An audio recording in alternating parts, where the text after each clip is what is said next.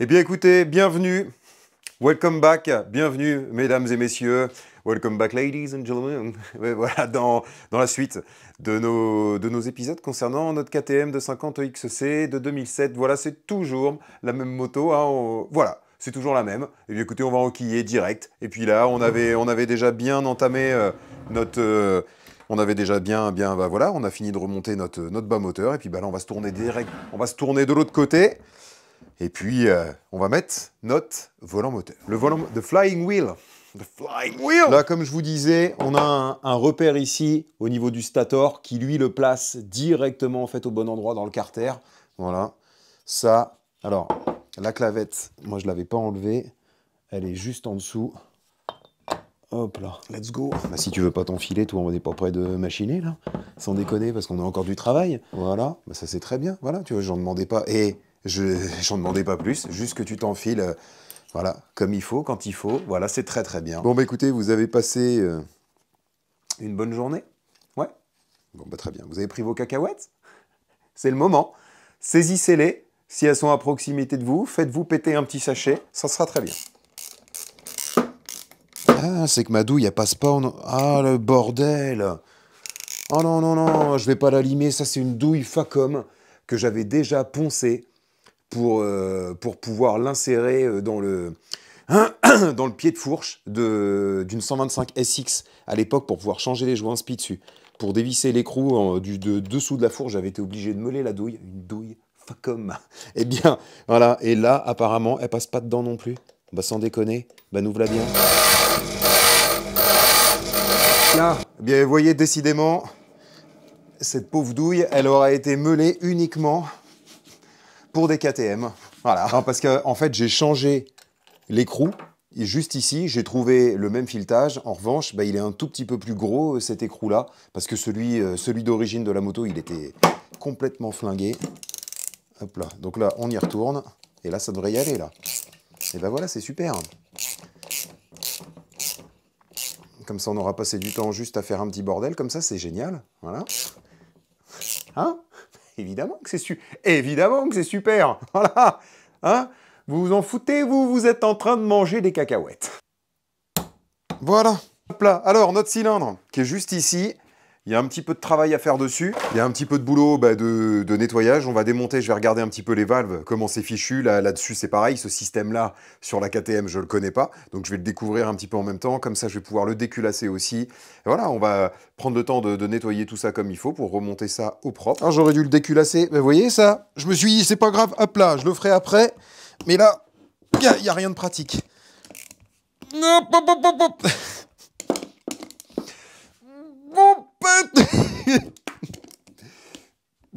Non, ça va. Ça va, ça va. Hop là. Voilà, on exagère, on exagère. Là, vous voyez, c'est pareil, on touche au moteur. C'est un petit peu ce que je vous disais quand on était en train de remonter le bas. Et c'est vrai que là, par exemple, vous roulez en 250 de temps sur une année, que vous fassiez d'ailleurs du cross, de l'enduro, ou tout ce que vous voulez. Après, ça dépend du nombre d'heures que vous mettez à la moto. Mais ça se trouve, vous allez changer votre piston qu'une seule fois dans l'année, quoi. 2 fois si vous roulez souvent. Et encore une fois, ça dépend aussi de la manière dont on roule et tout. Donc, c'est vrai que pour ça, bon, le 2 temps, c'est agréable. Encore plus les cylindrées un peu plus grosses, là, comme ça, là, le 2,5 ou le 300 de temps. C'est ça qui est cool avec ça, c'est que ça peut avoir, ça a quand même une certaine plage d'utilisation avant d'être démonté. Alors, ce sera pareil avec le 454 temps, hein, mais encore une fois, si toutefois, bah, il s'avère qu'il y a une panne, c'est quand même plus accessible sur le tout-stroke. C'est pareil, si vous êtes en train de rechercher, admettons, une moto d'enduro d'occasion, vous voyez, les occasions les plus convoitées, on va dire que c'est les motos qui sont entre 3, 4 000, 5 000 euros, enfin voilà, le gros marché de l'occasion, on va dire, qui se situe là-dedans, là, autour des 4 000 euros à peu près, hein, même un petit poil en dessous. Voilà, en tout cas, quand on en parle avec les uns et les autres, c'est souvent ces tranches de prix-là qui reviennent. Et vous pouvez trouver des bonnes bécases, des bonnes bécases, des bécases. Ben ouais, des bécases. C'est des bécanes d'occasion, c'est des bécases. Voilà. Sans déconner, vous pouvez trouver des bonnes bécases, du coup, d'occasion. Bah oui, oui. Non, mais vous avez des bonnes motos, voilà, d'occasion en cross ou en enduro, d'ailleurs en 250 de temps ou en 300. Il y a un marché de l'occasion. Enfin, qui est intéressant. Voilà, vous avez des machines qui sont... encore une fois, vous tapez, si vous voulez une moto de cross par exemple, vous tapez dans de l'YZ, c'est des motos qui sont quand même relativement fiables, voilà, robustes. Et même si vous trouvez une moto qui a 10 ans, voire même plus de 10 ans, bah, s'il y a eu un suivi qui a été fait un minimum, bah ça va quoi, vous allez pouvoir être, vous allez être relativement peinard. Pareil pour une moto d'enduro, même si j'ai un petit peu moins de connaissances au niveau de, comment dire, au niveau de la fiabilité de certaines, mais c'est vrai que vous regardez, il y a tout un tas de motos, que ce soit les KTM XEC, il y a de la Sherco aussi à vendre dans les un peu anciennes générations et tout, pour des budgets qui sont franchement, bah voilà, qui sont bien quoi. Moi j'avais un de mes amis d'enfance qui avait eu ça là, une Sherco d'occasion comme ça, et il en était un 300, ouais c'est ça, un 300. 2000, je sais plus de quelle année c'était, 2013, 2014, un truc dans le genre. Enfin, il en était très, très content. Voilà. Non, ça va, c'était pas serré fort. Enfin, on retiendra de cette vidéo les bécasses, hein, les bécasses, voilà, une bécane d'occasion. On va enlever, je suis pressé de voir comment c'est fichu ça. On va enlever l'espèce de couvercle où il y a la sortie là pour le cylindre. Bah oui, parce que ça fait une forme de couvercle, mais ça prend en même temps la forme où il y a le pot d'échappement. Là, il y a ça là pour mettre les ressorts d'échappement. Vous voyez, c'est même pas dans le cylindre, c'est deux petites tétines indépendantes là qui viennent tenir les ressorts. Ah bah du montage d'une moto autrichienne à la japonaise, c'est pas tout à fait pareil. Là, ah d'accord. Bah, vous voyez, c'est toute une pièce. C'est un même bloc qui sort. Et donc là, on a accès à la valve. Bah, c'est une grosse valve principale en fait. Enfin, j'imagine. C'est pour ça que j'avais des petits joints. Je me demandais à quoi ça servait. Il y a tous les petits joints toriques qu'on a là. Tout cela là. Voilà, il y avait ça dans la pochette et je me suis dit, bordel, ça va où? Donc ça va là-dedans. D'accord. Elle est pleine de... C'est plein de crasse. Bah, ça va lui faire du bien. Ça va la faire respirer un petit peu. D'accord. Oula, va pas falloir que je me mélange moi au remontage parce que sinon je vais foutre le bordel là-dedans. Là. Ok, bon bah là comme vous le voyez, c'est plein de crasse. Ça on va le nettoyer. Ah oui d'accord, donc là on a les deux petits morceaux sur les côtés ici, donc ça on les enlève. Voilà, là on a des petits joints aussi qui viennent se changer. Ok, bon bah parfait.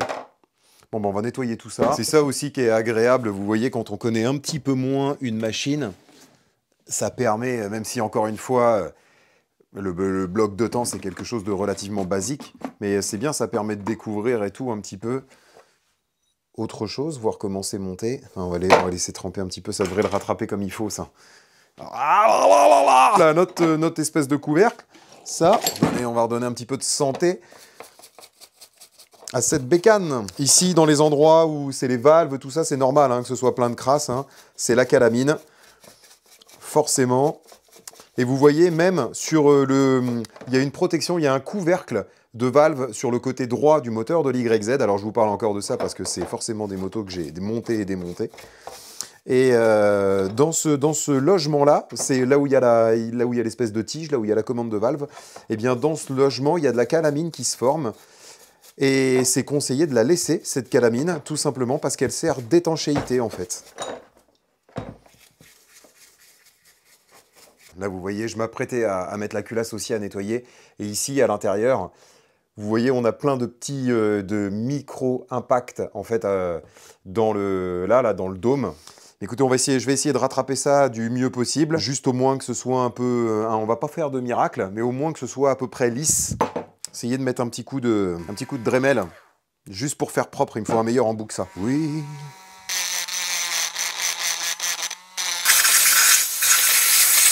Hop là. Bon, vous voyez, on a nos pièces ici qui sont prêtes. J'ai tenté de tout nettoyer de mon mieux pour que ce soit propre à rassembler. On a notre valve qui est toute nickel. Voilà. La culasse, je l'ai resurfacée. Puis j'ai tenté aussi de faire de mon mieux pour rattraper un petit peu les impacts à l'intérieur, sans creuser non plus, mais juste pour essayer que ce soit à peu près lisse. On va se mettre un petit peu d'huile de thym juste là-dedans, dans notre petit bocal. Enfin, ce qui reste, là, elle est très épaisse, cette huile.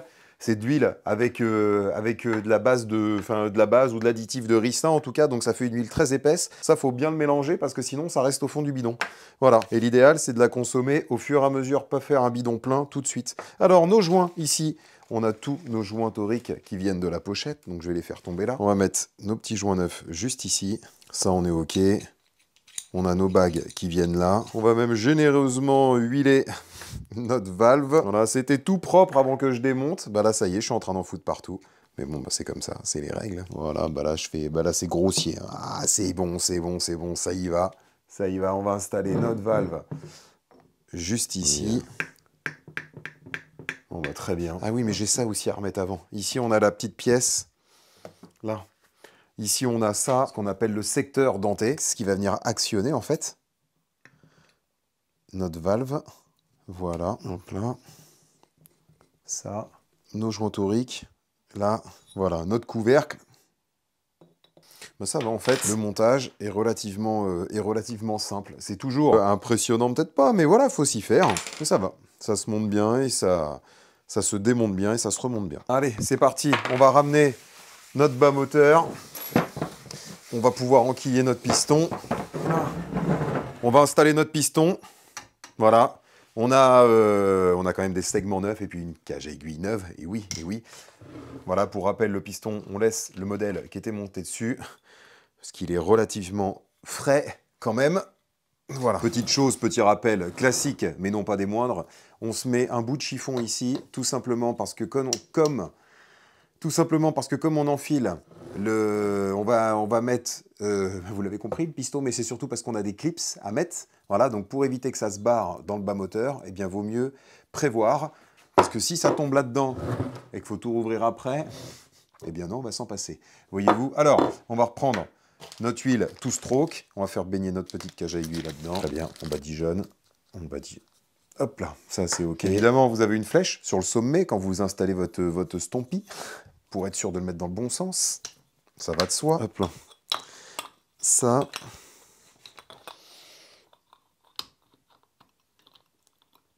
Voilà. Là. Voilà, alors là, justement, on a la petite gorge. On a notre clips qui est juste ici. Notre bout de chiffon qui est opérationnel au cas où. On va essayer de venir faire ça comme on peut. À chaque fois, ici, c'est la panique.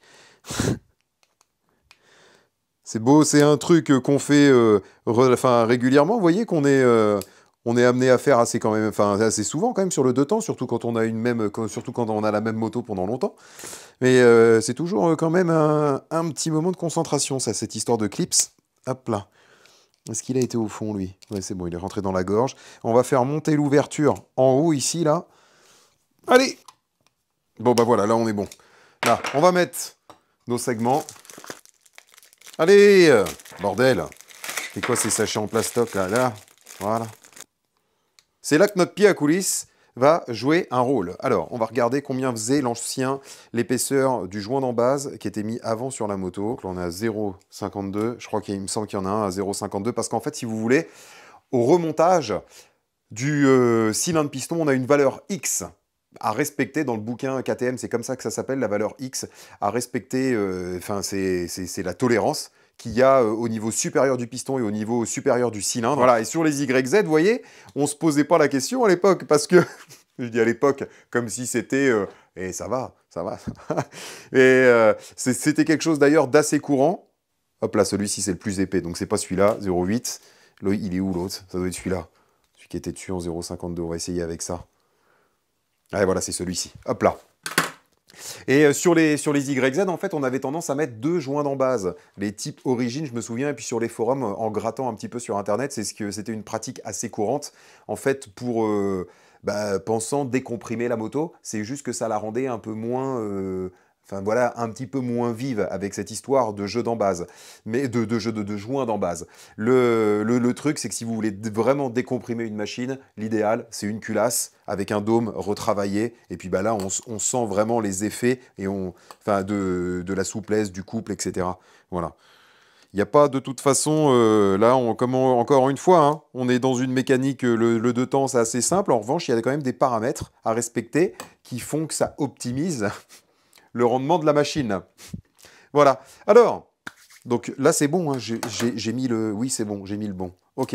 Donc là, j'ai mis le même qui était avant. On va essayer de se débrouiller avec ce que j'ai comme Tosma pour calculer cette valeur. De toute façon, en fait, la valeur en fait en haut, là, ce qui est délicat sur cette moto-là, c'est que le piston, il est bombé. Et hop là, on va essayer de se débrouiller pour essayer de trouver ça avec un jeu de cale.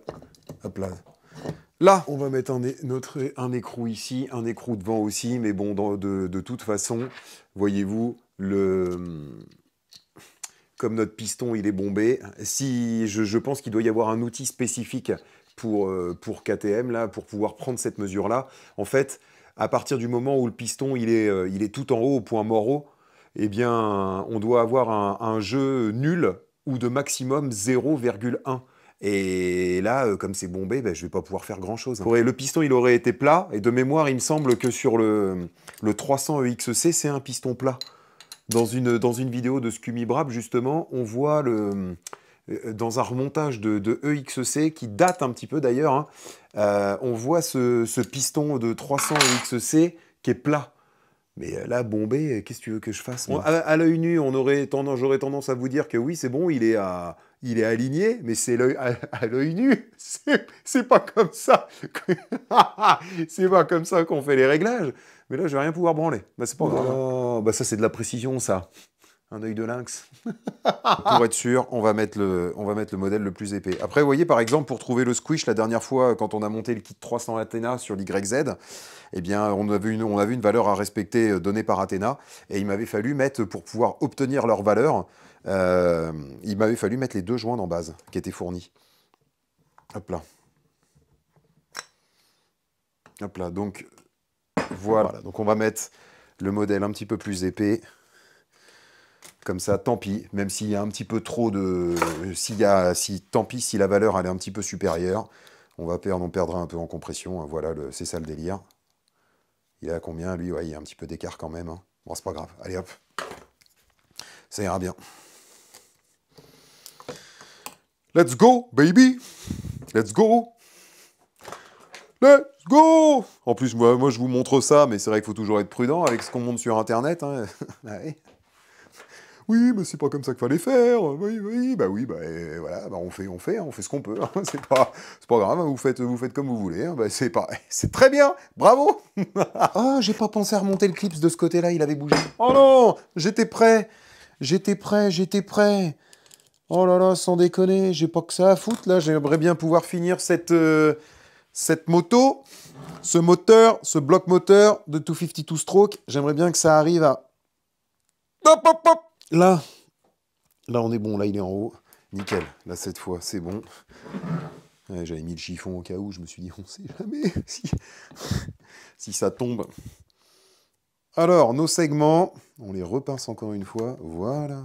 C'est parti. Allez, hop. C'est bon. Ça y va. Voilà. Let's go.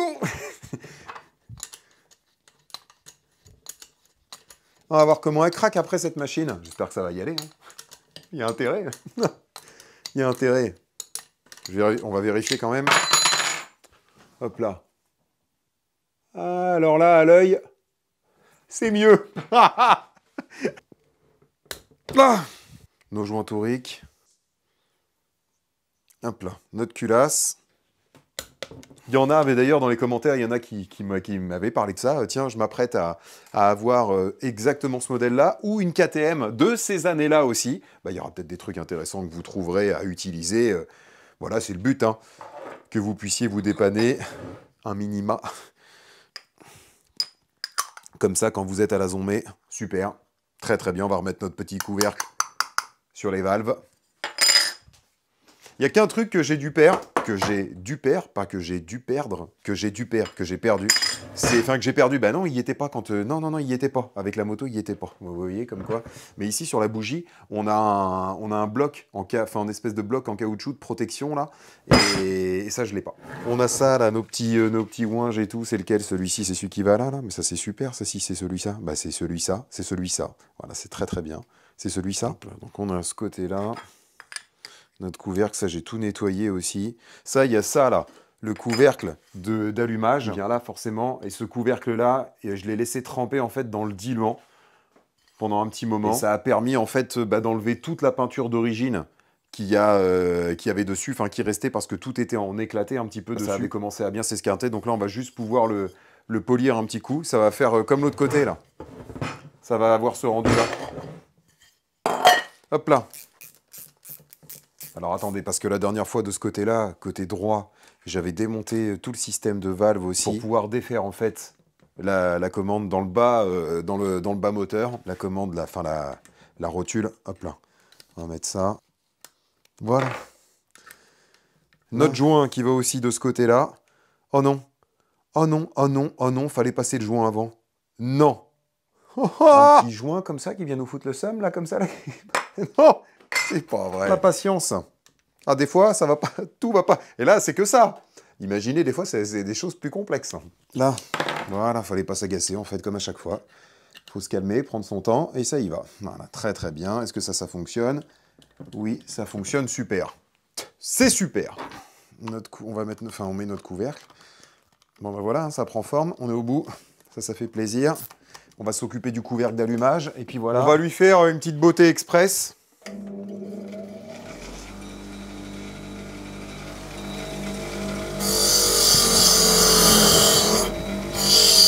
Ça va y aller. Ça va être beau. Oh, j'ai la dalle. Ah, c'est l'heure d'aller goûter en même temps. C'est pas... voilà, c'est pas un hasard.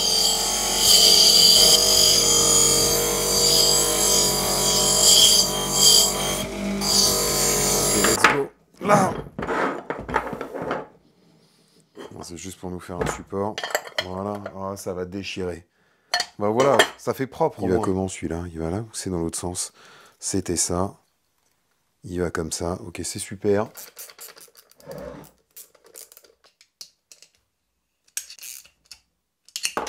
Voilà, ça vous plaît? Eh bien tant mieux, j'en suis ravi. J'en suis ravi parce que moi aussi. Bon et bien voilà, notre bloc de 250 XC est désormais complet. On se donne rendez-vous pour la suite, pour l'installer dans notre cadre et continuer cette moto, eh bien écoutez, sur laquelle on prend du plaisir. Et ça c'est l'essentiel. Je vous dis à tout bien. La vie est belle à l'enrouler, alors avec des lunettes comme ça, c'est moins sûr, mais c'est pas grave. Le style, c'est mental. Voilà, faites comme vous le sentez. Hein. On s'en fout. Super.